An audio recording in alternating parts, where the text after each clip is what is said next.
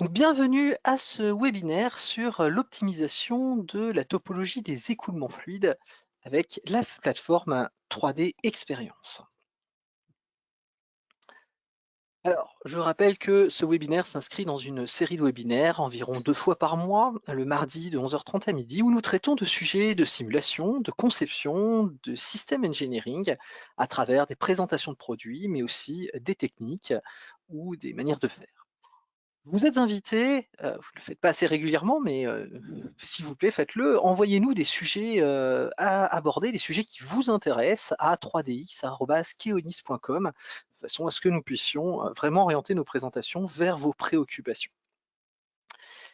Je vous invite également à venir consulter le site de la simulation sur keonis.com. Vous trouverez donc toute une partie qui nous est dédiée, dans laquelle il y a bien sûr de nombreux articles techniques, notamment on y trouve par exemple ici les nouveautés des différents fixpacks d'Abacus, mais pas seulement.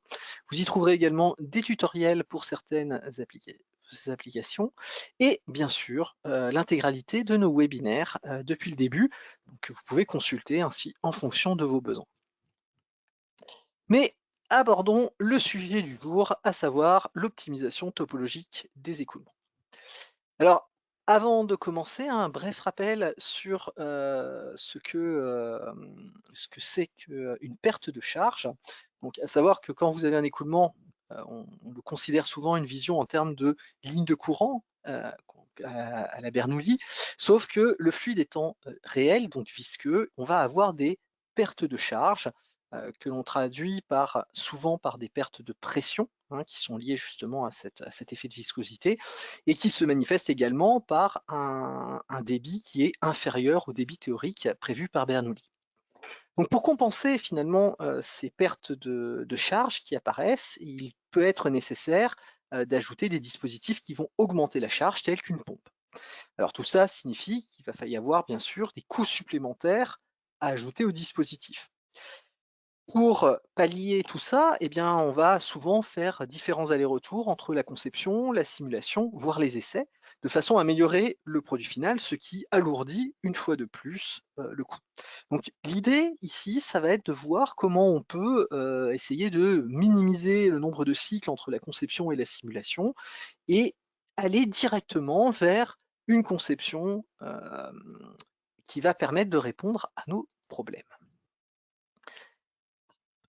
Alors, les pertes de charge, elles sont dues à 2 causes principales. La première, c'est le frottement externe avec le bord des parois, notamment des canalisations. C'est ce qu'on appelle les pertes de charge régulières. Vous connaissez sans doute les diagrammes de Moody connus. Et vous avez également les problèmes de changement de section géométrique, notamment dans les canalisations, qui vont introduire des recirculations très souvent et qui définissent ces pertes de charge singulières.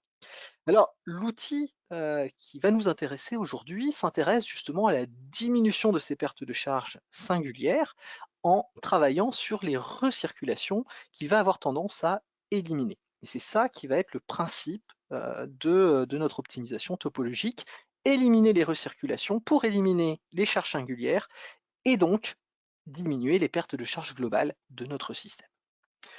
L'optimisation topologique fluidique a donc besoin pour fonctionner d'un solveur fluidique, parce qu'il faut quand même qu'on résolve les capacités de l'écoulement, d'un solveur d'optimisation, qui lui va effectivement permettre d'aller vers la solution qui nous intéresse, mais également d'outils de reconstruction de surface, puisque comme toutes les méthodes d'optimisation topologique, on obtient des nuages de points qui ne sont pas directement utilisables, et donc qui nécessitent une reconstruction. Pour répondre à ça, la 3D Experience propose un rôle qui est le rôle Flow Driven Generative Design et qui va intégrer toutes ces capacités et bien d'autres, notamment tout le processus collaboratif, la traçabilité, qui vont permettre de gérer complètement le projet. Alors cet outil s'intègre également dans tous les outils de conception innovante. Vous avez sans doute entendu parler des outils de conception utilisés pour en structure, hein, l'optimisation topologique de structure, et qui va avoir des applications ensuite, par exemple, dans la fabrication additive. Donc là-dedans, eh bien, on va maintenant expliciter tous ces éléments de cette solution à travers 3 points. Le premier, c'est le principe de l'optimisation fluidique, comment ça marche. Ensuite, comment est-ce que ça va être appliqué dans la 3D expérience? Et là, on va, à travers un exemple, balayer les différents items pour que vous voyez un petit peu quelles sont les options, quels sont les choix qui sont proposés. Et en troisième partie, on définira le champ d'action, c'est-à-dire qu'est-ce qu'il est possible de faire, qu'est-ce qui n'est pas possible, et qui permettra de bien utiliser l'outil, de voir comment il répond à vos besoins.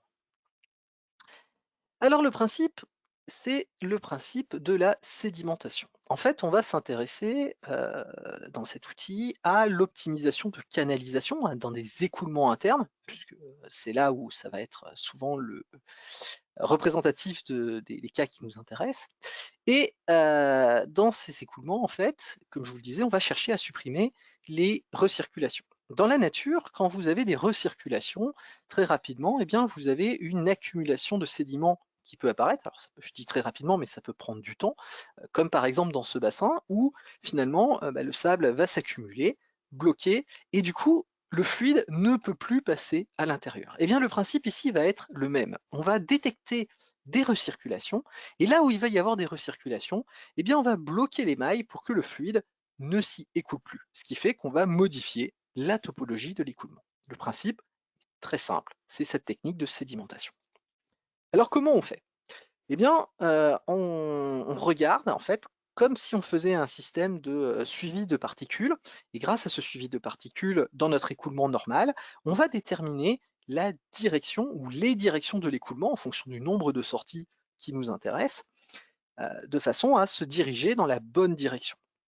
À partir de ces vitesses, de ces directions principales, eh bien, on va comparer la direction dans laquelle on veut aller et la direction dans laquelle le fluide s'écoule maille par maille. On regarde à ce moment-là la différence entre les deux. Si elle est plus importante que notre critère de tolérance, eh bien, on va bloquer la maille partiellement, plus ou moins totalement, pour justement limiter et contrôler le flux.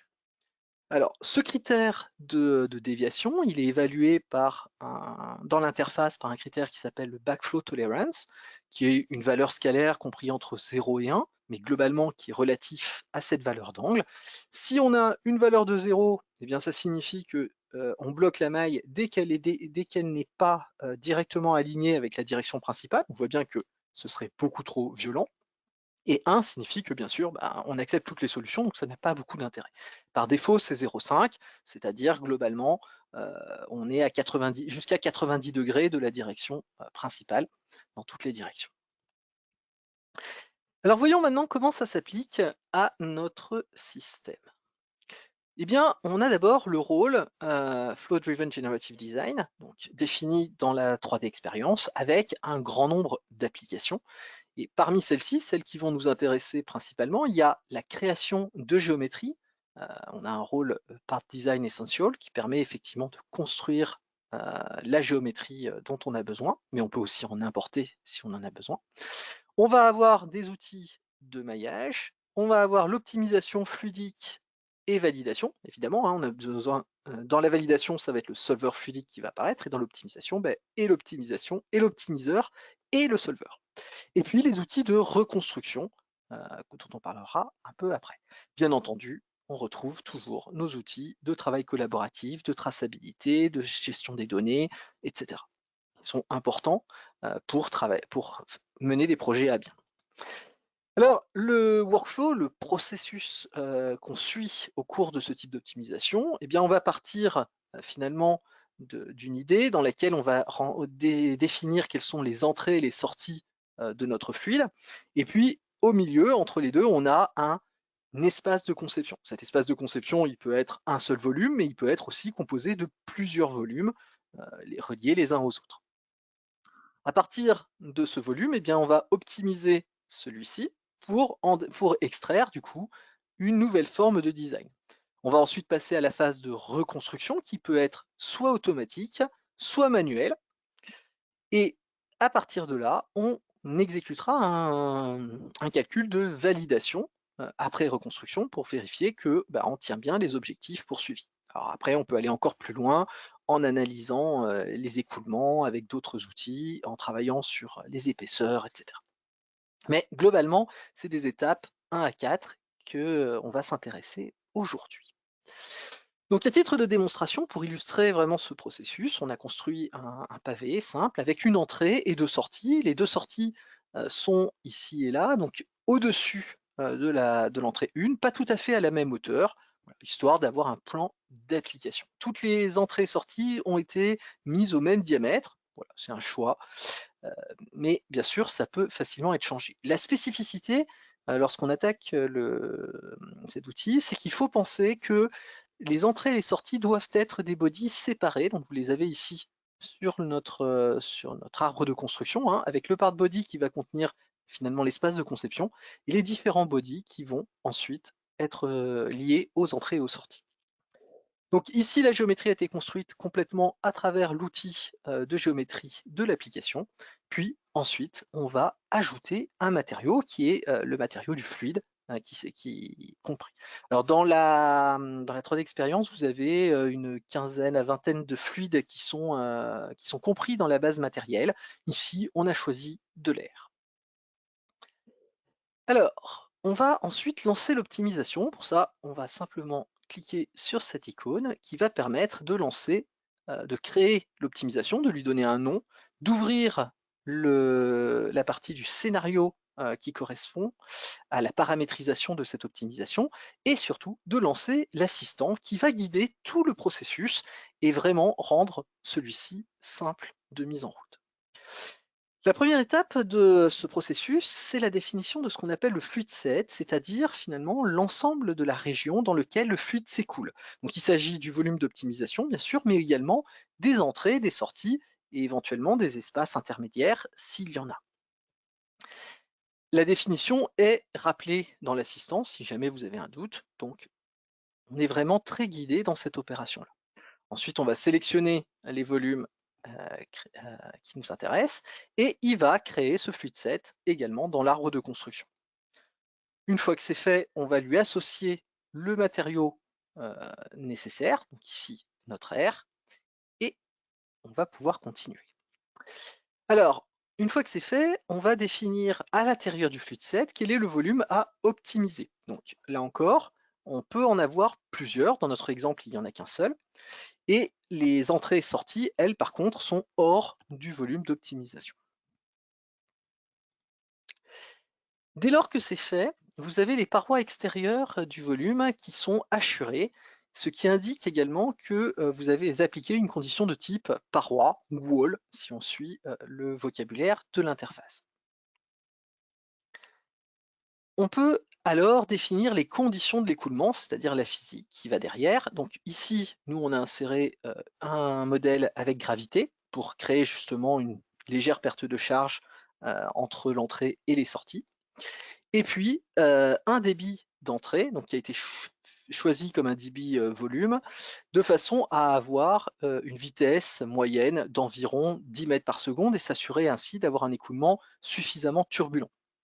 Donc là aussi, c'est intéressant, puisque c'est là où les pertes de charge vont être plus importantes. Donc, on définit notre entrée et les différentes valeurs. Alors, on peut rentrer aussi un débit masse, on peut rentrer également une vitesse si on le préfère. On impose également 2 sorties, donc les 2 conditions de sortie, et ici on a 2 choix, soit on impose une condition de pression de sortie, soit on impose un ratio de distribution entre les débits. Donc ici ce qui a été fait, c'est de choisir 2 débits équivalents dans les deux, bien qu'elles soient pas tout à fait à la même hauteur. Donc, une fois que c'est fait, il y a une étape de validation de la mise en donnée. Elle passe par 2 options qui sont les options de maillage et ensuite une vérification classique de la mise en donnée qui existe dans beaucoup de solvers. Au niveau de la partie maillage, on a un maillage dont on peut modifier la taille. Il y a une taille par défaut qui est définie automatiquement en fonction de la taille de votre modèle. Et également des options dites expertes qui permettent de modifier les couches limites ou leur évolution à l'intérieur du maillage. On peut également aller vérifier la qualité du maillage automatique à travers des critères géométriques classiques qu'on retrouve un peu partout. Donc le maillage est composé d'éléments tétraédriques avec des couches limites au niveau des parois de façon automatique. Ensuite, on va pouvoir configurer l'optimisation. Une fois qu'on a validé tout ça, on va avoir notamment le nombre d'itérations. Alors, il faut bien comprendre qu'en optimisation fluidique, on ne va pas lancer plusieurs calculs fluides à la suite les uns des autres. On va au contraire, on va lancer un seul calcul dont on va étendre la durée. Donc ici, on va prendre un nombre d'itérations suffisamment important. Ici, on a choisi 2000, c'est la valeur par défaut. En supposant que finalement, notre cas classique, il atteint sa stabilisation au bout d'environ 300. Ça, c'est le paramètre qui est dans Initialization Delay. Cette notion de stabilisation, elle va nous permettre de déterminer justement les directions à suivre pour l'écoulement et donc, de facto, toute la partie relative aux déviations de ces éléments et donc la détection des recirculations. Une fois que ça c'est fait, eh bien on va prolonger et il va pouvoir, une fois passé ces 300 itérations, il va pouvoir commencer du coup à bloquer des mailles pour les mailles pour lesquelles la déviation, le black flow tolérance, n'est pas respecté. Donc par défaut, le black flow tolérance il est à 0,5. Nous on a choisi de prendre une valeur un peu plus petite, c'est-à-dire limiter un petit peu l'angle de recirculation pour être un petit peu plus restrictif. Voilà. Alors, on lance ensuite l'optimisation. Pour cela, à partir du moment où on utilise la 3D Experience en cloud, on a plusieurs possibilités de lancement. Vous avez toujours la possibilité de le lancer en local sur votre machine et vous disposez pour cela de 8 CPU intégrés dès lors que votre machine les a. Et vous pouvez le lancer ensuite en mode interactif ou non interactif selon votre choix. Ou bien alors, vous avez aussi des possibilités pour le lancer sur le cloud. Toujours soit avec ces 8 cœurs intégrés, soit éventuellement vous utilisez des tokens, c'est-à-dire finalement des jetons qui vous permettent d'avoir accès à plus de CPU sur le cloud, ou des crédits qui vont également vous permettre de faire une consommation à la demande.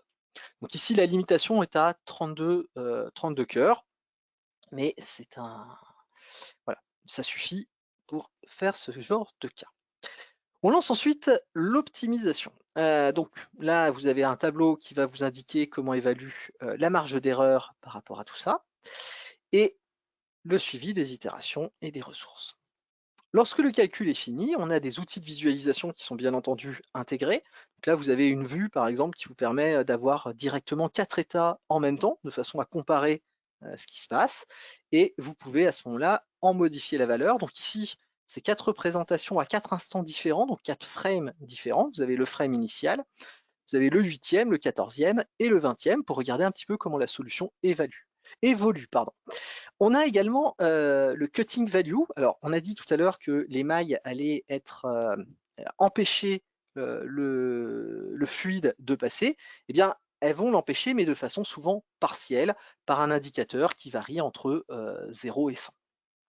Donc, si on met la cutting value à 100, eh ben, on va conserver l'intégralité de notre volume. Et puis, donc, du coup, on va le réduire pour garder finalement la plus grande part de fluide qui va nous intéresser. Une fois qu'on a trouvé un résultat qui nous semble pertinent de notre point de vue, on sélectionne celui-ci et on va alors pouvoir générer la partie, le nouveau design par rapport à ça. Alors, ce que je vais vous montrer ici, c'est la génération automatique qui va s'appuyer sur la géométrie exacte définie par la valeur de coupe qu'on a retenue. Donc, vous obtenez ici une forme, alors qui est effectivement un petit peu biscornue, hein, puisqu'on suit les résultats du calcul de façon exacte, donc ça reste un petit peu accidenté comme parcours, mais voilà un travail qui ne nécessite finalement aucun travail supplémentaire, c'est tout fait en automatique, ce qui est très confortable pour l'utilisateur. On peut ensuite lancer le calcul sur le design reconstruit. Donc ça, c'est ce qu'on va faire. Et là, il n'y a du coup plus grand chose à faire que éventuellement des petits ajustements. Ici, par exemple, on se rappelle qu'on a imposé une condition de façon à ce que les débits soient les mêmes de part et d'autre des sorties. Alors ça, c'est une condition qui est tout à fait utilisable en optimisation, ça va être une contrainte d'optimisation, mais en revanche, ce n'est pas une condition adaptée pour un calcul direct. Donc, on va remplacer celle-ci par des conditions de sortie à pression nulle qui sont très classiques. Voilà. Une fois fait, eh bien, c'est la seule chose qu'on change et il va relancer le calcul directement avec tous les paramètres que vous aviez déjà renseignés. Donc ça, ceci va permettre ensuite d'obtenir des résultats classiques en mécanique des fluides pour qu'on voit la qualité de ce que l'on a obtenu. Alors on voit que les débits qu'on espérait être les mêmes ne le sont pas tout à fait. Alors c'est lié au fait qu'effectivement on a coupé la matière et donc que la reconception n'est pas tout à fait le même calcul que celui qui était fait avant. Avant on faisait des calculs avec du fluide qui rentrait partiellement dans l'émail. Maintenant ce n'est plus le cas. On travaille avec des mailles qui sont pleines mais dont on a redécoupé la surface extérieure. Donc ça explique pourquoi la validation est absolument nécessaire derrière pour bien évaluer ce qu'on a fait. Néanmoins, on a extrait un design un petit peu différent, sans doute, de ce à quoi on aurait pensé si on l'avait fait tout seul, et c'est avec ça le principal apport de ce type de technique. Alors voyons quand même jusqu'où on peut aller, qu'est-ce qu'on peut faire. Ce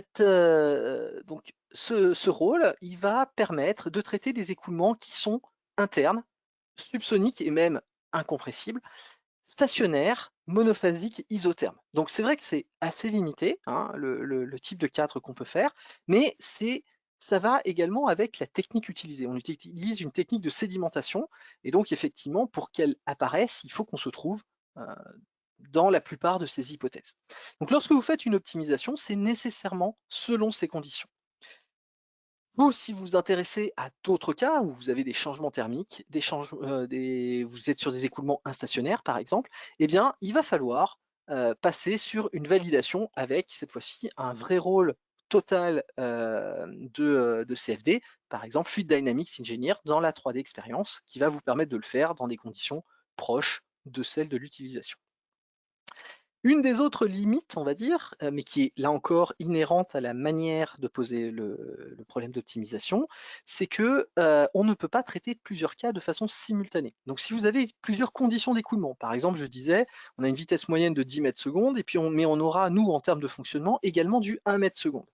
On voit bien que l'écoulement va être différent, que la sédimentation serait alors différente dans les deux cas, et donc on va avoir deux réponses de design différents. À ce moment-là, la méthode générique, ça consiste à faire une surface qui va englober les deux designs et ensuite de travailler celle-ci pour voir comment on peut l'optimiser.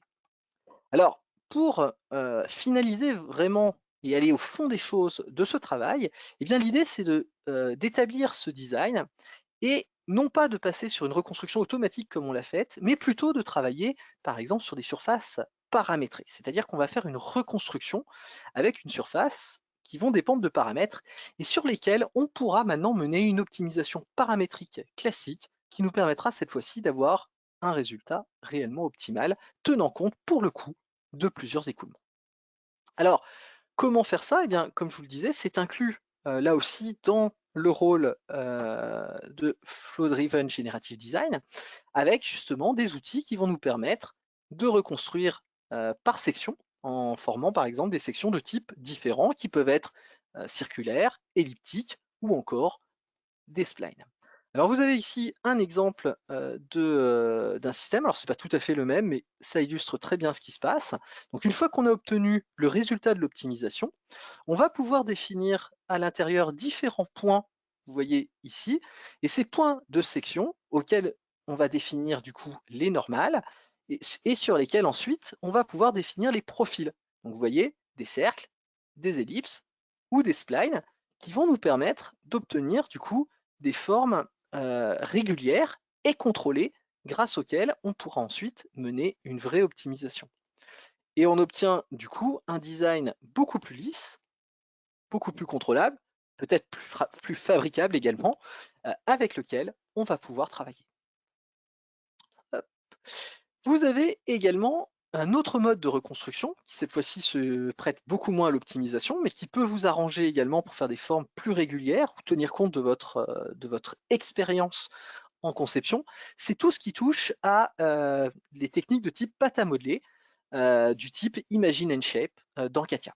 Donc voilà, vous avez la même chose. On va pouvoir partir d'une reconstruction polyédrique. Et ici, hop, je suis allé un peu loin. Voilà, vous allez reconstruire directement les différentes étapes et modifier ensuite les formes en étirant, en rentrant, en exploitant, de façon à obtenir une forme lisse correspondant à votre expérience. Et là encore, vous voyez au niveau des cercles rouges, des transitions qui peuvent être créées automatiquement pour assurer la connexion entre les différentes parties. Hop. Voilà, nous avons fait le tour de l'utilisation de Flow Driven Generative Design. Alors, qu'est-ce qu'on peut en retenir? On peut en retenir que c'est un outil qui va vous permettre de faire émerger des idées de solutions en amont de la conception. Vous n'allez pas en sortir avec la conception parfaite du premier coup en cliquant simplement sur un bouton. Mais en revanche, ça peut vous donner des idées de design auxquelles vous n'auriez pas pensé et qui vont vous permettre de limiter les pertes de charge. Et ça, eh bien, c'est un gain important. Ensuite, vous avez pu voir quand même que c'est une solution où il y a finalement qui est très guidée, très facile d'utilisation. Après, les subtilités vont rentrer dans l'expérience. Qu'est-ce que vous connaissez? Comment on va choisir la valeur de coupe? Mais globalement, l'utilisation en elle-même est très très simple. Enfin, vous avez des outils avancés dans la 3D expérience qui permettent d'aller beaucoup plus loin. Donc par exemple, utiliser ces reconstructions de surface paramétrées pour aller faire une optimisation de fond en tenant compte de plusieurs cas ensemble, ou par exemple des validations avec des cas plus étendus que par exemple en instationnaire ou avec de la thermique si vous en avez besoin. On vous rappelle que nous sommes là pour vous aider et pour vous supporter dans l'utilisation de ces logiciels. N'hésitez pas à prendre contact avec nous. Il existe également des formations dans le catalogue d'Asso pour aller plus loin sur ces outils, que ce soit sur l'utilisation directe ou pour les outils de reconstruction. N'hésitez pas si vous en avez le besoin. Notre prochain rendez-vous sera dans 15 jours et nous parlerons des nouveautés des outils Simulia 2021, notamment Abacus. Alors nous n'allons pas être exhaustifs pour rester dans le cadre du temps que nous nous donnons pour ces webinaires, mais nous allons essayer de choisir les applications les plus pertinentes et les plus intéressantes par rapport à ça. Sinon, n'hésitez pas à consulter notre site sur lequel vous avez le détail de ces différentes fonctions. Voilà, et maintenant, je ne sais pas si vous avez des questions, mais n'hésitez pas à les poser dans le chat, enfin dans la partie questions, voilà, pour que je puisse y répondre.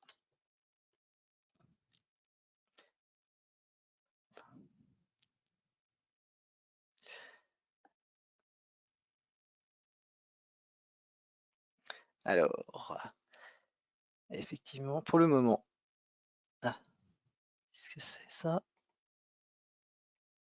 Alors, on me demande jusqu'à quel nombre de Reynolds peut-on aller? En fait, c'est une bonne question. Les écoulements ici sont vraiment turbulents. C'est ça qui va être le plus intéressant par rapport à ça. Alors, du coup, comment les... En fait, c'est pas critique. On peut aller sur des nombres de turbulences très élevés. C'est plutôt les cas laminaires qui sont embêtants. En fait, il vaut mieux qu'on soit sur des écoulements suffisamment turbulents de façon à avoir des belles recirculations. Si vous êtes sur un écoulement très laminaire, vous n'en avez pas. Après, la difficulté, il n'y a pas de limite posée par le solver, puisque c'est le solver de Fluid Dynamics Engineer qui est utilisé, donc qui est avancé, qui permet de traiter des cas de turbulence très importants sans difficulté majeure. Alors, on a également comment s'adapte le paramètre d'angle en 3D. En fait, effectivement, la représentation ici est une représentation 2D, mais il s'agit bien sûr d'un cône de tolérance. Hein. En fait, ce qui se passe, ce qu'il faut bien comprendre, c'est que comme on utilise le solver ici, Fluid Dynamics Engineer, on va calculer un vecteur vitesse au centre de la maille. Et donc, c'est à partir de celui-là qu'on va pouvoir regarder et le comparer par rapport à au vecteur de direction qui est indiqué. Donc, il s'agit bien entendu d'un cône de distribution, sinon ce serait compliqué pour en extraire quelque chose. Il est également possible, alors on me demande également s'il est possible d'avoir plusieurs entrées fluides Bien sûr, c'est possible. Alors dans mon exemple, il y en avait qu'un, mais on peut en avoir plusieurs pour regarder comment ça se pose. Tout à fait. Très bien. Eh bien écoutez, voilà, on a répondu à toutes les questions qui étaient posées. Il est l'heure. Eh bien, s'il n'y en a pas d'autres, je vais vous souhaiter bon appétit à tous et je vous attends pour le prochain webinaire dans 15 jours. Voilà, bonne journée et à bientôt.